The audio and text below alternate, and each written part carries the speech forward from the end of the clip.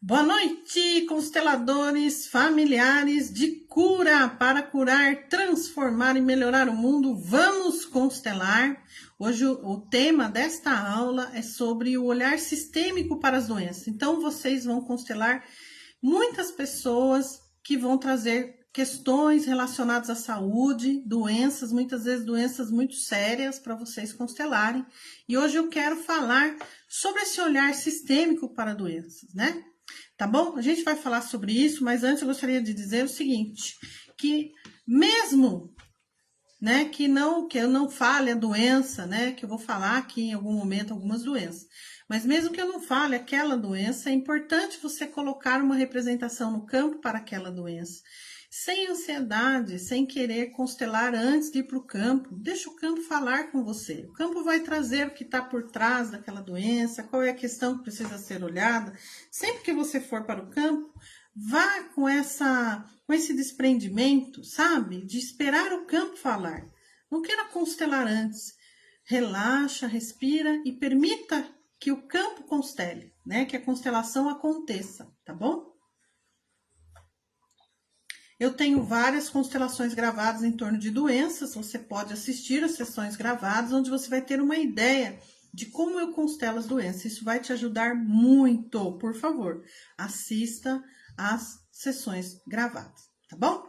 Então vamos lá, vamos começar a falar então sobre o olhar sistêmico, né, das doenças. Vamos falar sobre o olhar sistêmico das doenças, né? Então, a constelação familiar, ela traz para a gente um olhar holístico para a doença. Eu não vou simplesmente olhar para aquela doença, mas eu vou olhar para a pessoa que está com aquela doença, além da família daquela pessoa que está com aquela doença. Então, porque a medicina tradicional, ela divide, né? Então, você tem, por exemplo, o médico dos ossos, o médico do sangue, o médico para cada parte do corpo. Você tem uma especialidade, né? E aí, muitas vezes, o médico, ele perde um pouco esse olhar holístico, né? De entender que aquele paciente, ele é um indivíduo. É um indivíduo holístico que tem família, né? Que tem as histórias por trás. E aí, nós, como consteladores, vamos, então, trazer esse olhar além daquela doença. Tá bom? Um ramo da medicina que faz isso é a homeopatia. Inclusive, a gente tem uma aluna aqui que é médica homeopata, que é a Ana João, e ela vai entender muito bem, ela já faz isso, né? Ela sempre olha amplamente, sistemicamente, já para as doenças. Tanto é que ela veio ser consteladora, fez muito sentido para ela, né? Tá bom? Tô tirando aqui um pelinho de gato da boca. Bom, então, o que a gente percebe? A gente percebe que algumas pessoas, elas se emaranham nos destinos alheios, geralmente no destino da própria família. Então, há um emaranhamento no destino daquela família. E esse emaranhamento, ele limita a possibilidade da pessoa ir para a vida, né? E também faz com que a pessoa se mantenha no sintoma da doença, tá? Então, quando eu abro essa visão, né, de olhar sistemicamente para a doença, eu vou, então, olhar para a solução, devolver aquele destino a quem é de direito, o destino daquela pessoa que eu estou constelando, para que, então, né, esse sintoma possa diminuir e a doença também diminuir, né? Eu fiz uma constelação uma vez, uma senhora, ela estava muito desesperada porque ela estava com um nódulo no seio, né? Então, ela tinha ido, fez a mamografia veio com o nódulo no seio. A médica falou com ela que o nódulo era grande, que era importante fazer a biópsia. E agendou a biópsia. E naquele meio tempo, entre ela pegar, né, o exame da mamografia e agendar a biópsia, com o exame, falar com a médica e agendar a biópsia, ela marcou a constelação. E na constelação, nós devolvemos uma série de coisas, um monte de problemática da família dela lá, né? Principalmente com o feminino, né? Porque os órgãos femininos da mulher tem muito a ver com os órgãos, as mulheres do sistema. Os seios, né? O útero, os ovários, né? E ela, então, quando foi para fazer a punção, né? Para poder tirar um pedacinho para fazer a biópsia, não encontraram mais né? Inclusive, ela ficou muito emocionada porque ela estava no consultório, a médica tentava tirar, fazer a punção e não encontrava mais o nódulo. Simplesmente o nódulo desapareceu e era grande, né? Então, são coisas que meio inexplicável, né? Você fala, como que pode? Né? Esses dias eu estava fazendo uma constelação, inclusive a Silvia estava fazendo a representação e a senhora estava constelando a diabetes do marido e a Silvia estava representando o marido da mulher. Né? Quando eu falo estávamos fazendo, é tudo online. Pra você ter uma ideia, eu moro no Brasil, no interior de São Paulo, a Silvia mora no Texas e a senhora que encomendou a constelação mora na Europa. E o marido voltou, né, ao médico para poder continuar com os remédios, estava tomando já insulina e tal, e a diabetes desapareceu. Não, então eu já atendi clientes também que diminuiu o grau dos óculos. Então, assim, acontece maravilhas, né, N coisas, e a partir daquele momento que você devolve, tá bom? Isso, por quê? Porque há um emaranhamento transgeracional. De geração em geração vem vindo aquela questão, né? Como diabetes, né? Colesterol, o próprio câncer, né? Você olha a família, um monte na família teve depressão, você imediatamente percebe que aquela constelação, que aquela doença ela é sistêmica, ela vem se repetindo, né? Então, as ordens do amor. Se há um emaranhamento é porque há alguma ferida, alguém infringiu, houve uma infração nas leis do amor, tá? E essas leis, quando elas são desconsideradas, elas geram efeitos nocivos, que é o pertencimento, né? Alguém foi excluído, né? A lei da hierarquia e a lei do equilíbrio. Então, a gente precisa, a partir daquela constelação, ao olhar para aquela doença, fazer essa reparação, colocar as ordens do amor equilibrado, tá certo? Então vamos lá, vamos falar um pouquinho sobre esses emaranhamentos que algumas doenças podem trazer, podem nos identificar, né? Você pode identificar a partir de alguma doença, trazer ali o que está à tona, qual é o emaranhamento. Aí isso te dá uma direção, mas o mais importante, como eu disse no início da aula, é você permitir que o campo fale e não querer já chegar no campo com a resposta, tá bom? Então, isso que é importante. Então, vamos lá. Bom, então, vamos fazer essa reflexão. Cefaleia, enxaqueca. E eu tenho feito várias constelações de enxaqueca. Olhar sistêmico da enxaqueca. Amor represado. Né? Então, um dos pais tá com amor represado. Aquilo causa uma pressão tão grande interna que acaba trazendo essas dores de cabeça, de enxaquecas, de cefaleias. Eu tô atendendo uma pessoa que, inclusive, ela tá no segundo pacote comigo de constelação, em que agora ela tá super bem, né? Ela agradece todo dia quando a gente se vê nas nossas sessões, fala, Sônia do céu, eu preciso agradecer. Porque era aquela enxaqueca que ela tinha a cada 2 dias. Durante o mês, ela tinha pouquíssimos dias tranquila. A maior parte do mês dela era no quarto escuro. Entendeu? Então, porque precisávamos olhar para alguém, para o pai ou para a mãe. Tem um amor represado ali. Sabe? Então, a gente fez muito movimento para o olhar para o pai. Para o olhar para a mãe. Para baixar o julgamento. Né? Que há muito julgamento nesse olhar para esses pais, né? Esquizofrenia. A esquizofrenia, o Bert, ele falava assim, que todas as doenças que vêm mental, ou as síndromes, ela vem para quebrar um ciclo de assassinatos daquela família. É como se aquela pessoa que nascesse, ela represasse, né? Ela falava, eu me coloco em sacrifício para não haver mais assassinatos, né? E a esquizofrenia em si é como se tivesse alguém que foi assassinado que está encoberto, né? Um segredo em torno de um assassinato na família. Entendeu?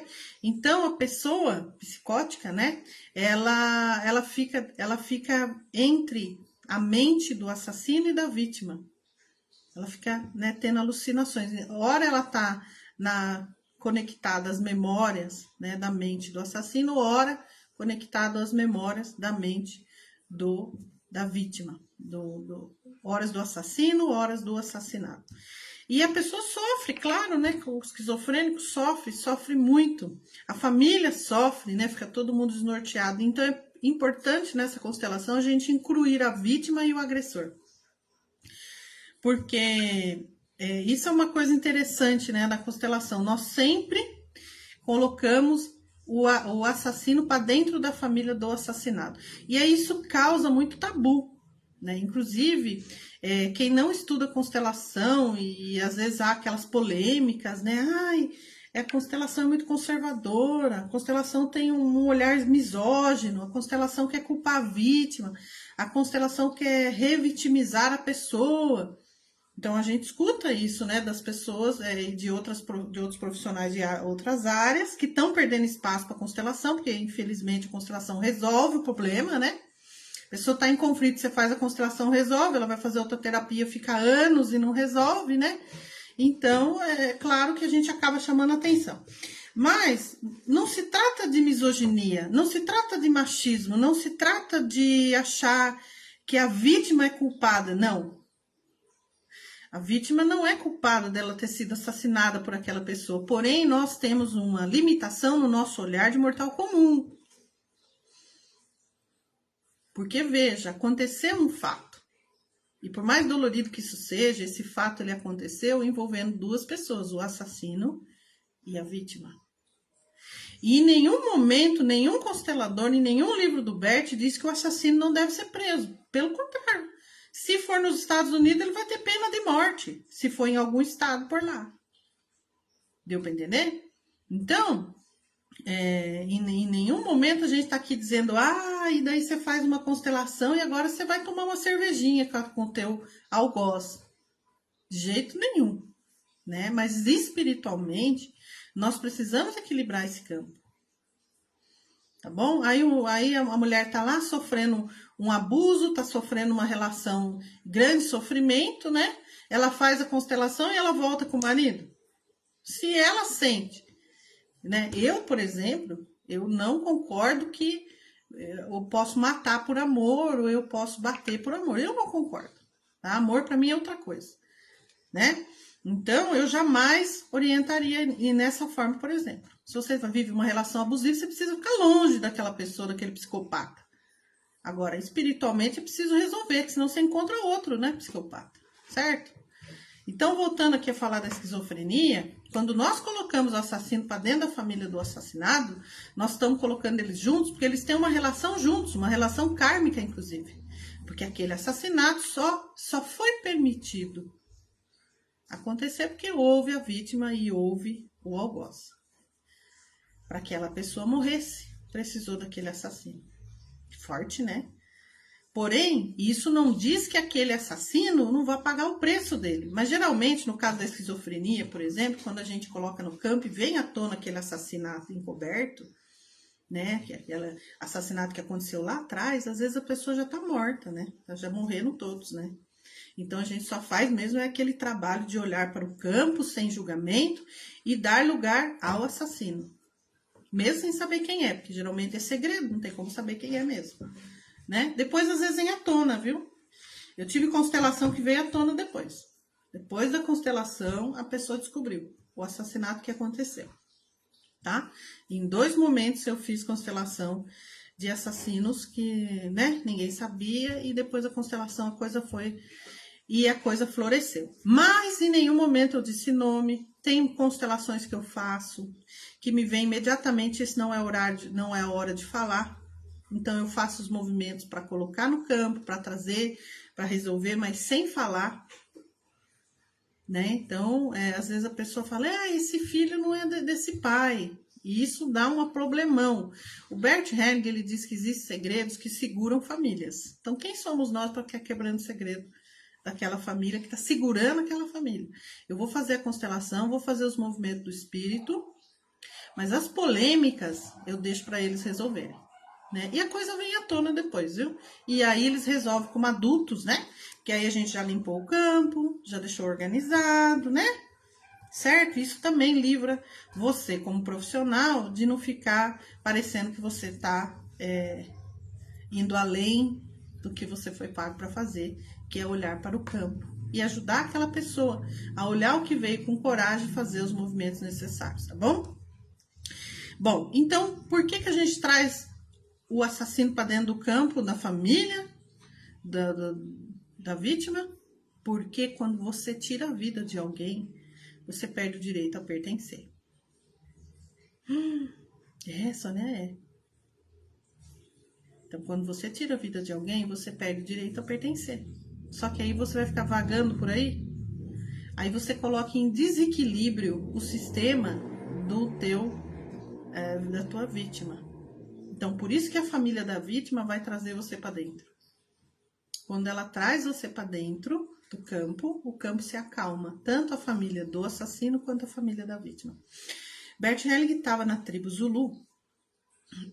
E ele então pergunta lá para os sábios, né? Olha, o que vocês fazem quando alguém é assassinado? E aí você se assusta, mas aqui não tem ninguém assassina ninguém. Você, não, aqui não tem isso, mas e se acontecer?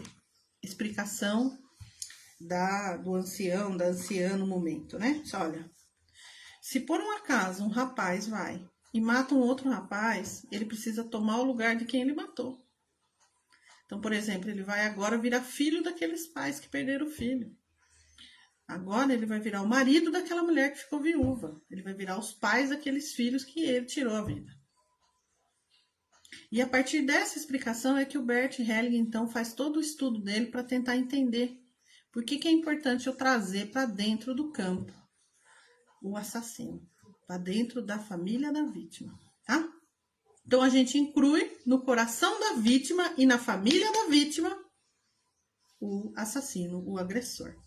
E aí a pessoa melhora a esquizofrenia dela. Tem uma aluna, né, do nosso curso de formação, do nosso curso do método Viver de Constelação, que o irmão é esquizofrênico e eu tive a oportunidade de constelei ele quanticamente, através do corpo dela. E nós pudemos olhar para as vítimas dos assassinatos que havia naquela família e colocando todos os assassinos para dentro daquela família, assim como aquela família também tinha vítimas e tudo que a gente pode fazer. E o irmão não teve mais ataque epilético e ficou mais calmo a partir daquela constelação, tá? Só para eu trazer uma experiência aqui para vocês, tá bom? Então, gente, esse é um outro nível de olhar. A gente não vai poder fazer uma constelação dessa com um olhar de julgamento moral, por exemplo. Você entendeu? Nós vamos ter que tirar o julgamento moral. Nós vamos ter que olhar com assim, realmente nós vamos ter que entrar como facilitador e baixar nosso julgamento ali, ir para aquele lugar como facilitador, no intuito de ajudar a acalmar aquele campo, equilibrar aquele campo, para que não tenha mais assassinatos. Tá bom? Todos vão ter o seu lugar, a mesma importância. E isso também é polêmico, então outras profissões, elas vêm para cima da gente, dizendo, como assim você vai colocar no mesmo lugar o assassino e o assassinado? Nós não colocamos ninguém em lugar nenhum, é o lugar de direito deles. Se é o pai, ele é o pai. O fato desse pai ser assassino não vai tirar o papel dele de pai. É o filho, é o filho. Se esse filho, né, sei lá, matou os pais, ele não vai deixar de ser filho por causa disso. Então, aqui a gente olha sem o julgamento. E não estou dizendo que esse filho não tem que pagar o preço dele. Como eu disse, se ele estivesse, por exemplo, nos Estados Unidos, poderia ser levado até a pena de morte. Tá bom?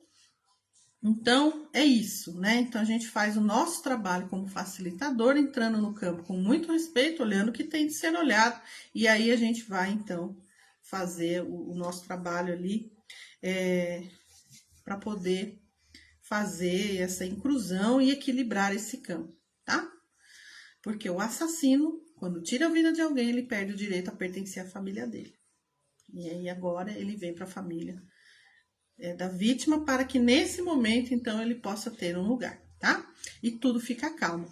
Porque se ele não é colocado, ele não é recebido na família da vítima, a família da vítima não fica em paz, ela fica buscando vingança.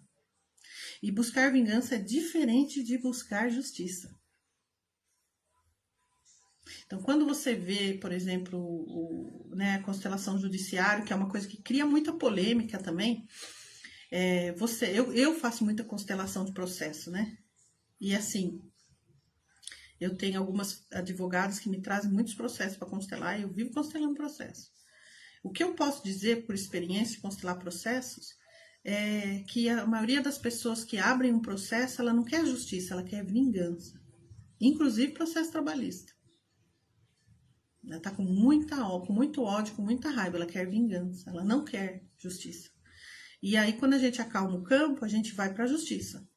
E a justiça, às vezes, você vai ter que ter pena de morte, ué. Se você mora naquele país que tem pena de morte. Se você morasse no Brasil, você pagaria no máximo 3 terços, não, é isso? 3/5 da sua pena, que é no máximo 40 anos, que agora aumentou para 40 anos. Ou seja, você ficaria no máximo 3/5. Bom, eu não vou fazer a conta agora, mas não vai passar de 20 anos na cadeia. Tá bom? Aí vai baixando a pena, você vai sendo reintegrado à sociedade. Eu não vou discutir se está certo ou tá errado, mas cada país tem a sua lei e nós seguimos a lei daquele país, tá bom? É dessa forma. E aí, então, é preciso ter justiça e não vingança. Então, a gente sai da vingança, certo? Bulimia, anorexia, transtorno de alimentação. O pano de fundo, né, da bulimia tem relação com a mãe que rejeita o pai do filho, né? Então, a mãe não te abençoou para você ir para o seu pai. E aí, como ela não te abençoou para você ir para o seu pai, você se torna uma pessoa errada, né? Metade de você não presta, né? É aquela história que eu sempre gosto de lembrar, que é o bolo feito com ovo podre, né? Nossa, que bolo gostoso, mas foi feito com ovo podre. Eu amo meu filho, mas odeio o pai dele. Então, ele foi feito do pai. Então, quer dizer, eu odeio metade do meu filho. E aí, esse filho, essa filha, vai acabar desenvolvendo em algum momento aí, transtorno de alimentação, porque a mãe rejeita o pai daquele filho. Então, frase sistêmica, no campo, por exemplo, eu amo seu pai em você. Um dia eu amei o seu pai, você foi feito com amor. O filho, por lealdade, né, ele encontra uma possibilidade de resolver esse conflito se comendo, né? Entendeu? Ou comer. Então, ele come pela mãe e vomita pelo pai. Né? Eu, a mãe, eu como por você, mas eu vomito pelo meu pai. Então, tem um conflito, né? Que horror, né? Pois é. Tem um conflito, né? Entre ir e ficar, né? E aqui a gente está falando até da vontade de ir para a morte, né? Porque se eu como e vomito, meu corpo não aguenta, né? Tem pessoas que você vê assim, chegam na anorexia horrorosa, né? Eu tive a oportunidade de estar constelando pessoas com o bracinho assim, que você... A mãe ali desesperada, constela minha filha, constela meu filho, que eu vou constelar a senhora. Né? O problema da filha tá muito avançado, né? Vou constelar a senhora. Isso é uma coisa também. Toda vez que a mãe faz a filha engolir constelação a goela abaixo e elas embarcam com essa manta, chega para mim, esse é filho de fulano, esse é filho de Beltrano, esse é irmã de Beltrana que comprou. Eu já sei que aquela pessoa vai desmarcar. Eu já sei que... Porque não é o filho que quer fazer, é a mãe. Entendeu? A problemática é na mãe, é a mãe que tem que fazer. E a mãe faz quântica. Tá? Toda vez que você for querer que alguém constele, pense se você não vai constelar essa pessoa quanticamente. Né? Você está ferindo a lei da ajuda. Tá bom? Ainda no caso da anorexia, pode haver a intenção de morrer no lugar de um dos pais. Então, se a minha mãe quer muito, a minha mãe tem muito ódio do meu pai, e a minha mãe quer muito que o meu pai morra, eu morro por ele. Aí minha mãe fica mais tranquila. Tudo isso, gente, é inconsciente, e a pessoa, esse autossacrifício, né? Salvação ou autossacrifício, isso é inconsciente. E é um amor ao contrário, né? Amor à beira do precipício, é um amor que dói, é um amor que destrói. Tá? Constelar isso aí, tá bom? E já sabem. Ai, constela minha filha, ela tá com anorexia. Olha, vou constelar a senhora. E depois a sua filha quanticamente. Tá bom? Depois, lá na frente, nós constela a sua filha quando ela estiver melhor. Não caiam na besteira da mãe passar para você a responsabilidade de reparar o erro que ela cometeu. Porque quando a mãe vem, constela meu filho, ai, resolve esse BO para mim, ela fala, seja a mãe do meu filho. Não, vamos fazer você quanticamente. Primeiro você, depois nós vai quanticamente. Tá bom? É uma dica que eu dou para vocês de experiência. Eu tô com vários casos.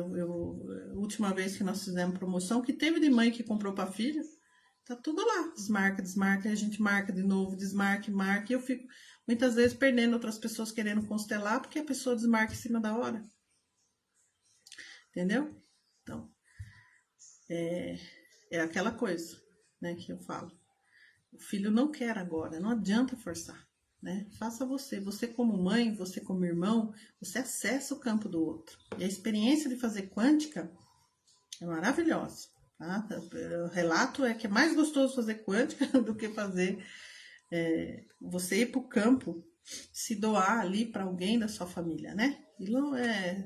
Você cai o julgamento, cai as máscaras, tá bom? Insônia, a pessoa não consegue dormir. Talvez, geralmente, né, é uma vigilância excessiva relacionada à mãe. Com medo da mãe morrer, eu fico olhando, não consigo dormir. Eu tenho muito medo que a minha mãe vá embora, né? E aí eu fico ali, não consigo dormir, tá? Isso pode ser também uma vigilância excessiva com medo de algum membro morrer, né? A mãe, é porque assim, a criança tem muito medo da mãe morrer, né? Mas pode ser também um irmão, pode ser o pai, tá bom? A constelação vai mostrar. E a pessoa tem medo da pessoa morrer enquanto ela dorme. Então, geralmente, a gente vai abrir o campo, vai vir, né? Alguma criança que morreu porque a mãe não viu, algum parente, né, que morreu e, né, tem muitos casos que vem, né, que a criança tem aquela degustação e aí engole, né, acaba falecendo, tá bom? E é porque a mãe tava dormindo, não viu. Aquilo fica no campo, daí causa insônia pra caramba. Tá bom? Então, no campo vai vir quem é a pessoa que você tá com medo de morrer, ou o medo de alguém morrer da família, ou alguém que morreu dormindo, né? Que, assim, vamos dizer, por negligência. Tá bom? E isso vai vir no campo, então, para você fazer a reparação. E o equilíbrio, tá? Depressão. Então, a depressão também tem a ver com pai e mãe, né? Posso ter ultrapassado uma linha, posso tentar ser pai ou mãe da minha mãe, né? A depressão é um olhar para a morte, né? Alguém que já morreu, que eu estou emaranhado ali. Eu preciso ir para o meu lugar de criança, de pequeno, olhar para os pais, né? Para cima, né? Vocês são os grandes, eu sou o pequeno, ficar pequeno perante eles, respeitar a lei da ordem, né? E também olhar para essa pessoa que já faleceu, que você está emaranhado. E se estiver muito depressivo na família, então vai vir à tona aí o que está fazendo acontecer essa repetição, tá bom? Os vícios, né? A busca pelo pai que foi excluído no sistema.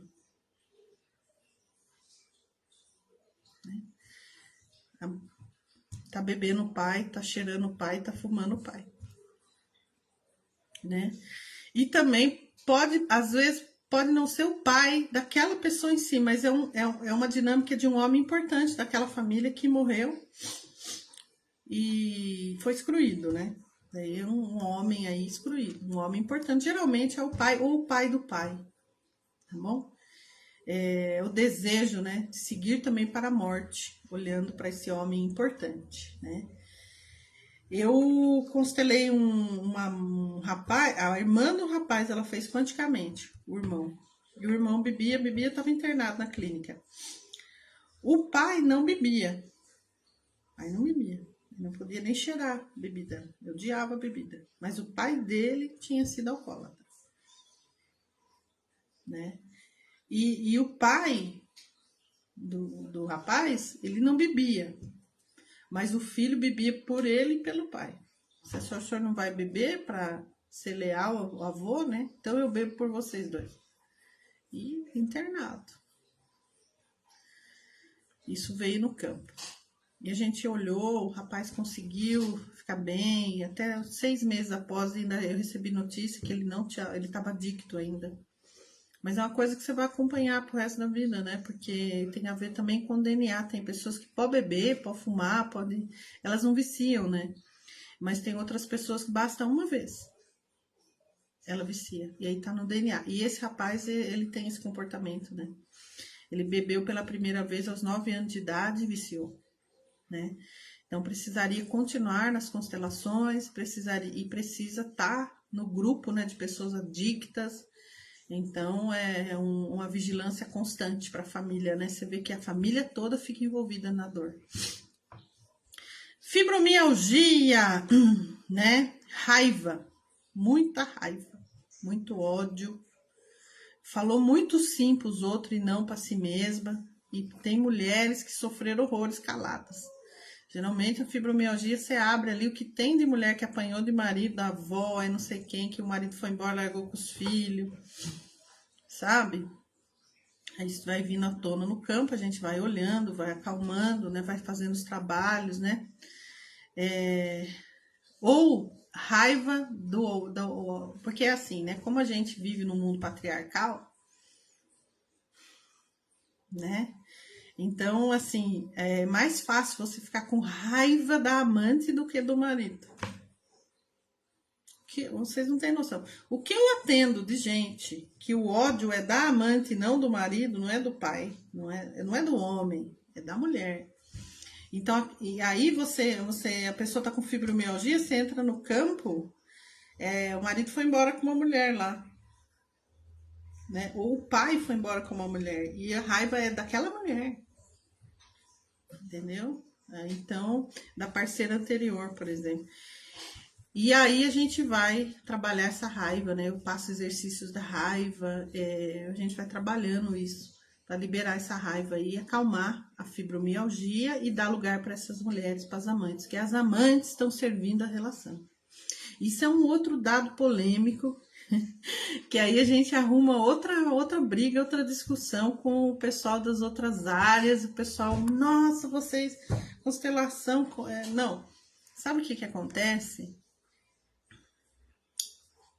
Tanto homem quanto mulher traem, mas 80% das traições são os homens que praticam, tá? Então não tem o que fazer, né? É dado estatístico. No Brasil, quem mais trai é homem, não é mulher. Ponto e acabou.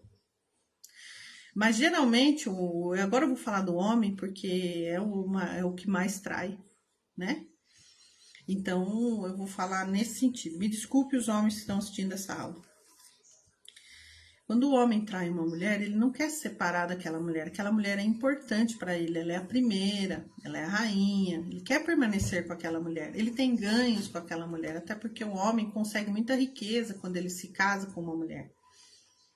Tanto é que é muito difícil você ver uma pessoa rica solteira. Ela tem que ter uma família. E agora, para quebrar qualquer mensagem misógina que possa as pessoas pensarem da constelação, isso serve também para casais homossexuais, entendeu? Que há muita traição também.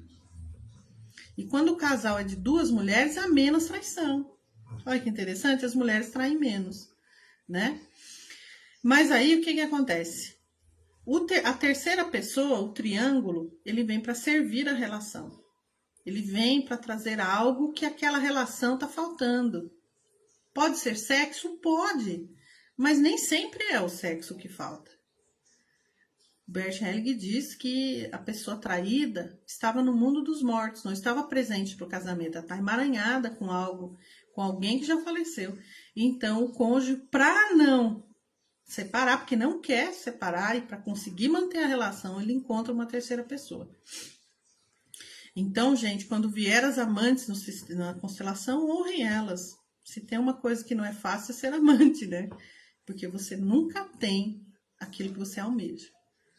Mesmo se a pessoa se separar e ficar com a amante, vai ser uma relação difícil. Primeiro, você já começa a relação em cima da destruição de uma família. Isso é muito pesado. Em cima da tristeza de alguém. Segundo, você não tem total confiança na pessoa. Da mesma forma que ele traiu a primeira esposa, ele pode te trair também. Ele também não tem confiança em você, assim como se você se envolveu com um homem casado. Solteira, você pode se envolver com um homem casado. Ou seja, é fadada ao fracasso, tá? A amante está casada com o pai. Ela precisa resolver com o pai para ela poder ter um homem para ela. Ou um homem ou uma mulher, uma relação para ela. Uma relação de amor para ela. Para essa mulher se sentir amada, tá bom? Então, ela precisa curar algo na relação com o pai para que ela possa ter uma relação saudável para ela, seja com o mesmo sexo ou com o sexo oposto, tá bom? Hipertensão, em muitos casos, se relaciona com um amor que foi reprimido, precisou ser reprimido, né? E pode ser também, de novo, a falta e o amor interrompido de um dos pais, ou uma vivência traumática que aconteceu e você não teve pai e mãe ali, e isso vai se manifestar através de uma hipertensão, tá? Para a gente resolver isso, no campo, o filho precisa assumir o lugar de filho, porque provavelmente ele está no lugar de pai, né? Por exemplo, o pai morreu, o filho foi para o lugar de pai. Vai ter hipertensão, porque a pressão é muito grande. Você tá num lugar que não é seu, tá bom? E você vai sentir muita raiva de estar no lugar que não é seu, tá? Precisamos olhar para as doenças no campo sem nenhum julgamento, né? Com muito amor, com muito respeito. Nenhum momento, presta atenção muito que eu vou falar, nenhum constelador tira remédio de ninguém. E nenhum constelador fala para a pessoa parar tratamento. Quem tira o remédio é quem deu o remédio. Se foi o médico que passou o remédio de depressão, é ele que vai tirar, não é você não, como constelador, tá? Jamais. Eu tava tomando aqui um remédio de depressão, fiz a constelação, tô me sentindo boa, posso parar de tomar? Quem te deu o remédio? Foi o doutor fulano. Volte no doutor fulano. Diga ao doutor fulano que você está se sentindo bem, ele vai dizer para você o que fazer, não sou eu. Não fui eu que dei o remédio, não sou eu que vou tirar, tá bom? Jamais também fale para a pessoa que ela não precisa se tratar. Eu já atendi pessoas que estavam indo com câncer, metástase, uma aluna minha, inclusive, que ela disse, Sônia, eu conheci uma pessoa que ela faz alimentação natural e não sei o que, eu não quero fazer químio, eu quero ir para lá, você pode me dizer se eu devo fazer isso ou não? Eu disse, não, eu não posso te dizer, eu não vou te dizer isso, né?